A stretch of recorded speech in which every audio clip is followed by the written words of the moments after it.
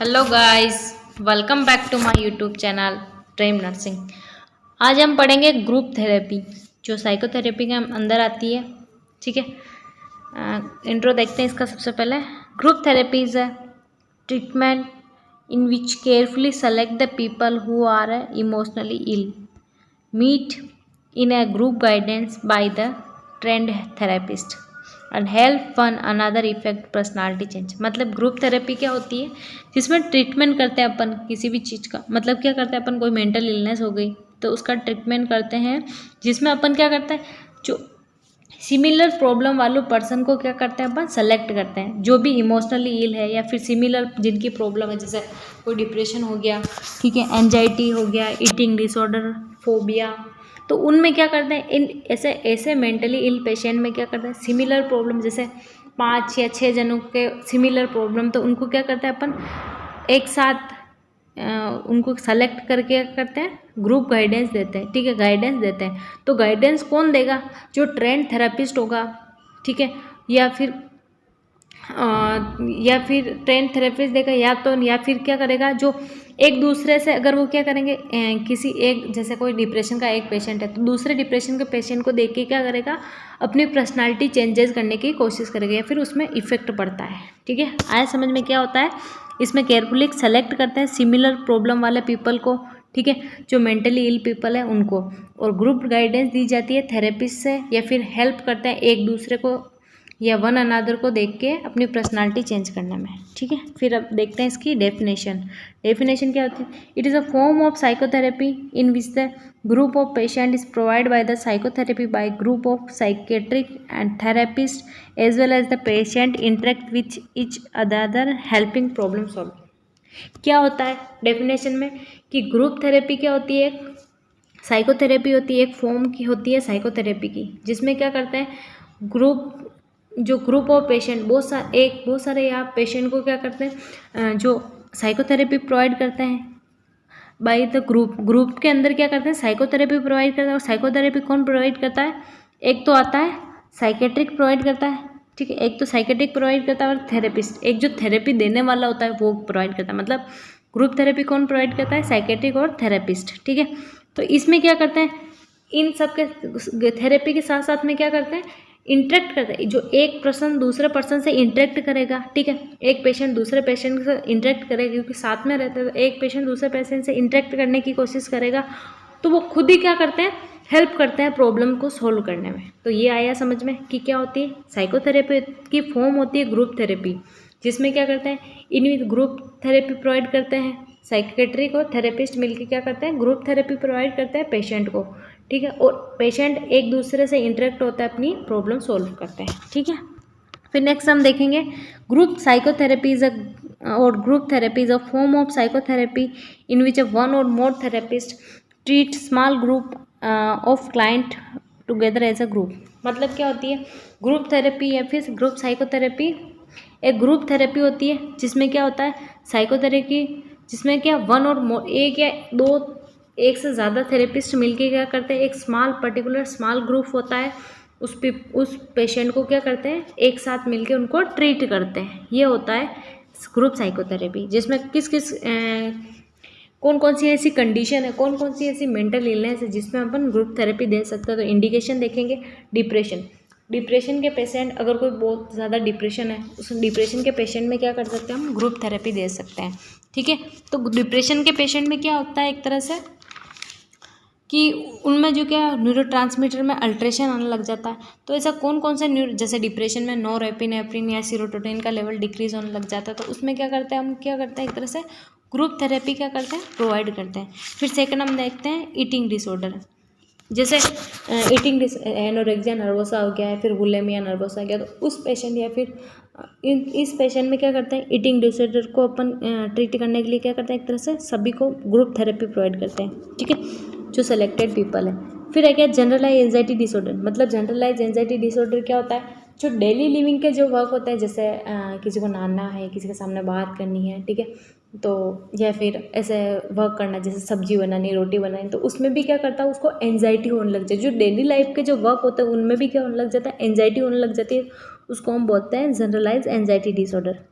या फिर PTSD। Next हम देखेंगे PTSD, post traumatic stress disorder. मतलब कोई भी अगर ऐसा इंसिडेंस हुआ फ्यूचर में, पास्ट में, तो उस इंसिडेंट से लेके उसको बाद में क्या हो गया, उसको जैसे किसी के बाद साथ में सेक्सुअल हरासमेंट हुआ है, किसी का रेप वगैरह हुआ है, या फिर किसी के बाद में फिजिकल असल्ट हुआ है, ठीक है, तो उसको उसको पोस्ट ट्रोमा की वजह से क्या होने लग जाए, वो उसमें स्ट्रेस डिसऑर्डर की ये क्या होने लग जाता है, वो पेशेंट वो डिप्रेशन में जाने लग जाता है, ठीक है। या फिर सब्सटेंस अब्यूज़, कोई भी सब्सटेंस अब्यूज़ कर रहा है पेशेंट, तो उसमें क्या करते हैं, उन सबको एल्कोहल डिपेंडेंस हो गया, फिर कोई भी सब्सटेंस, कोकेन हो गया, नारकोटिक हो गया, तो उसमें क्या करते हैं, ग्रुप थेरेपी प्रोवाइड करते हैं। या फिर ADHD, अटेंशन डेफिशिएंट डिसऑर्डर, तो इसमें क्या करते हैं, हाइपर एक्टिव डिसऑर्डर, तो इसमें क्या करते हैं, ADHD में भी ऐसे ग्रुप थेरेपी प्रोवाइड करते हैं, ठीक है।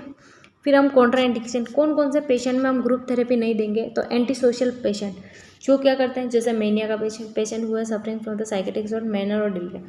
मतलब क्या होता है, किसी को भी अगर मेनिया का पेशेंट या फिर डिल्यूजन का पेशेंट, क्योंकि मेनिया का पेशेंट कभी भी कुछ भी कर सकता है, कभी भी हाइपर हो सकता है वो, उस ठीक है, उसको कभी भी किसी दूसरे को हार्म भी पहुंचा सकता है, तो उस कंडीशन में क्या करते हैं हम, ग्रुप थेरेपी। क्योंकि हमने साइकोथेरेपी में स्टार्टिंग में इंट्रोडक्शन में देखा था कि कोऑपरेटिव पेशेंट के साथ में ग्रुप थेरेपी, मतलब जो भी साइकोथेरेपी होती है वो बेनिफिशियल होती है। तो इसमें यही है कि जो एंटी सोशल पेशेंट होता है उनको कोई भी इंसाइट अब्सेंट रहती है, उसे उसे खुद नहीं पता होता है कि वो क्या कर रहा है, तो उसे इसलिए उसे नहीं देते हैं ग्रुप थेरेपी, क्योंकि वो बाकी जो अदर मेंबर है उनको भी हार्म पहुंचा सकते हैं एक दूसरे को। फिर देखते हैं ग्रुप साइज़ कितनी होती है। Optimum size of the group is 8 से 10, मतलब इसमें 8 से 10 मेंबर ही पेशेंट को ही ग्रुप थेरेपी में इन्वॉल्व किया जाता है। फिर फ्रीक्वेंसी कितने टाइम तक होती है, लेंथ क्या होगा इसका ग्रुप थेरेपी का, तो देखते हैं। कंडक्ट 1 वीक में एक बार कंडक्ट की जाएगी। और कितने time, most group psychotherapy conduct session in once in a week, और सीजन में भी रोज, मतलब एक इसमें क्या होगा, एक वीक में एक बार ही ग्रुप थेरेपी दी जाती है। और कितने, 45 मिनट से लेके 1 घंटे तक, मतलब वीक में एक दिन ही देंगे, और एक दिन में भी कितना टाइम रहेगा उनके पास, 45 मिनट से लेके 1 घंटे तक उनको ग्रुप थेरेपी का सेशन होता है, ठीक है।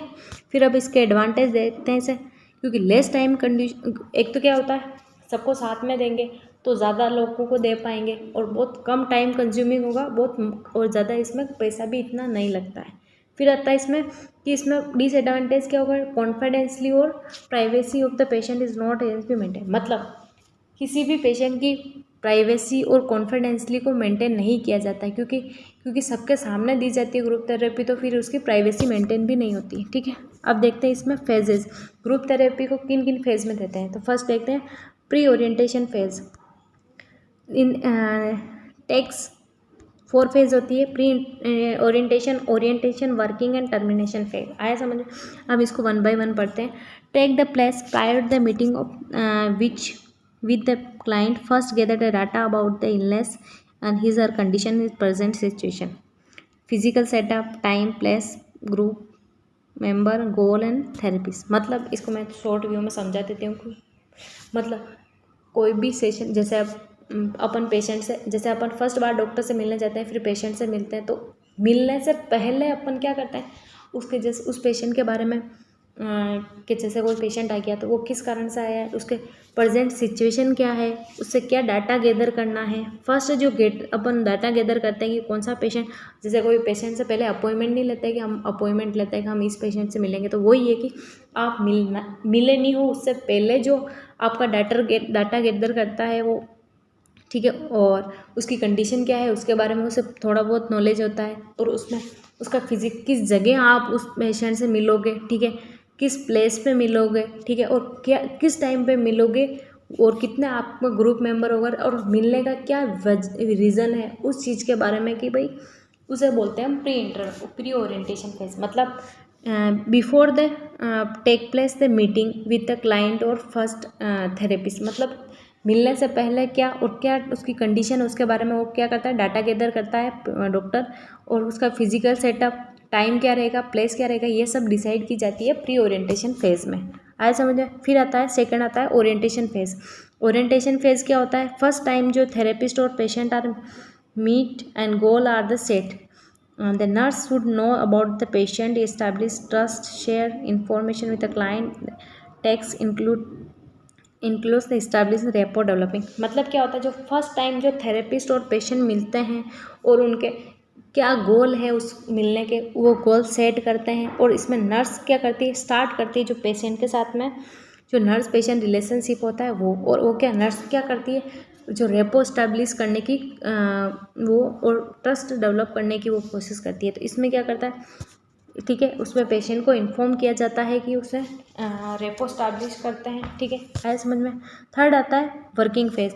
मोस्ट इम्पोर्टेंट फेज होती है ग्रुप थेरेपी की, और most of the therapies work carried out during the working phase in include the planning, implementation, major task to identify the identification relation. मतलब क्या होता है, वर्किंग फेज क्या होती है, इंपॉर्टेंट फेज होती है ग्रुप थेरेपी, क्योंकि इसमें वर्किंग फेज में क्या होता है, जो भी आपने ओरिएंटेशन फेज में जो भी गोल इस्टेब्लिश किए, नर्सिंग डायग्नोसिस बनाए हैं, ठीक है, उसमें जो प्लान बनाया है वो क्या करते हैं, आप प्लान को इम्प्लीमेंट करते हैं। ठीक है, जो भी आपने प्लानिंग की है ड्यूरिंग डिस्कशन या फिर ग्रुप थेरेपी के दौरान, तो आप उसको क्या करेंगे, जो भी आपने प्लान किया है तो उसमें वर्किंग फेज में क्या करते हैं, आप इम्प्लीमेंट करेंगे उसको। ठीक है, जो आपने सोचा है उसको क्या करा, आप ग्रुप थेरेपी पे इम्प्लीमेंट करोगे। ठीक है, और मेजर टास्क क्या है आपका, उसे आइडेंटिफाई, मतलब उसका मेन डिप्रेशन का मेन कोज क्या है उसे आइडेंटिफाई करोगे आप, और जो आपकी प्रॉब्लम है उसका आप सोल्यूशन दोगे। ये होता है वर्किंग फेज, ये इंपॉर्टेंट फेज होती है एक तरह से। ठीक है, और जिसमें फिर टर्मिनेशन फेज, इसमें क्या होता है, फाइनल स्टेज होती है ये इस थेरेपी की। तो पढ़ते हैं, final stage of therapy mark the close of relationship, problem arising in the phase, anxiety and dependency of therapist and patient. इसमें क्या होता है, टर्मिनेशन फेज में फाइनल स्टेज होती है थेरेपी की। आप ग्रुप थेरेपी दे रहे हो तो आप पेशेंट अगर ठीक हो गया उसके बाद में आप अगर उस थेरेपी को एंड कर रहे हो, या फिर अपना रिलेशनशिप जो नर्स पेशेंट रिलेशनशिप था उसको एंड कर रहे हो, वो टाइम होता है टर्मिनेशन फेज। तो इस टर्मिनेशन फेज में कौन कौन सी प्रॉब्लम देखने को मिलती है, एक तो क्या होता है, कंटिन्यू उस पेशेंट के साथ में रहता है। ठीक है, तो क्या होता है, या तो पेशेंट को डिपेंडेंसी हो जाएगी उस थेरेपिस्ट पे, या फिर थेरेपिस्ट को क्या हो जाता है, उस पेशेंट से डिपेंडेंसी होने लग जाती है। जैसे क्योंकि मूवी में क्या हुआ था कि वो जो डॉक्टर थी वो क्या होती, उस पेशेंट था उस पर क्या होने लगी, डिपेंड होने लगी, या फिर उसका लव अफेयर है, तो वो एक तरह से कॉन्ट्रावर्सी हो गई। तो उसमें क्या होता है, उसमें ऐसा नहीं होना चाहिए, क्योंकि जो डिपेंडेंसी फेज नहीं होनी चाहिए इसमें। तो यही था आज का ग्रुप थेरेपी में, जिसमें हमने पढ़ा था इंट्रोडक्शन, डेफिनेशन, उसकी कॉन्ट्रा इंडिकेशन, ग्रुप साइज वगैरह, फेजेस। ठीक है, आई होप आपको मेरा वीडियो अच्छा लगा। प्लीज़ वीडियो अच्छा लगा हो लाइक करें, शेयर करें, subscribe. Thank you for watching my video.